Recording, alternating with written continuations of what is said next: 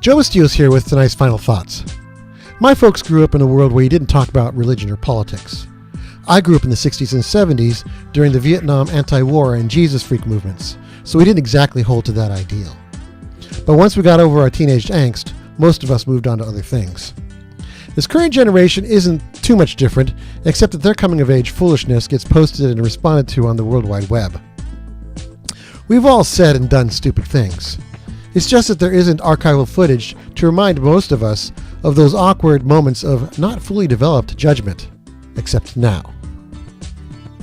Case in point, take this fellow Joshua Feuerstein, who has a 5-minute Gonna Educate Ignorant Atheists rant video. Hey guys, Josh Feuerstein here. You know, the other day I had an atheist tell me that I was an idiot, moronic, and stupid for believing in God, that he created this world, because it took way too much faith to believe in a process like that, while he believed in what he called the science of evolution. Well, let's go ahead and let's do this. Dear Mr. Atheist, first of all, let me correct you. Because evolution is not a science, never has, and never will be. Why? Because it cannot fit within the parameters and parentheses of science for one simple reason. It was never observed. That's why it's not science. That's why it's called the theory of evolution. The viral video has not only shown up on my feed, but has gone so far as to attract the attention of worldwide news networks such as the BBC. I've seen more than a few likes from my Christian friends and a lot of response videos from the atheist side.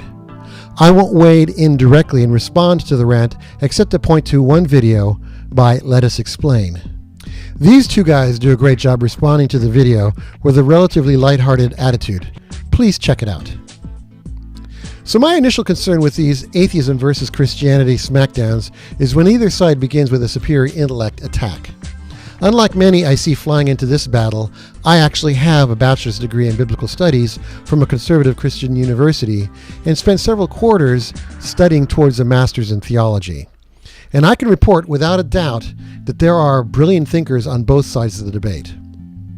You may not hear from them or even know who they are because of all the hoo-ha's hogging the mic. And let's face it, it's easy to poke fun at the extremists, but truthfully, that's hardly a worthy attitude to have towards this subject. So let's just take this "your position is stupid" attitude off the table. Funny thing, it gets really quiet once you stop listening to the name calling. I kind of like the quiet. Now I can actually think about how I feel on the subject.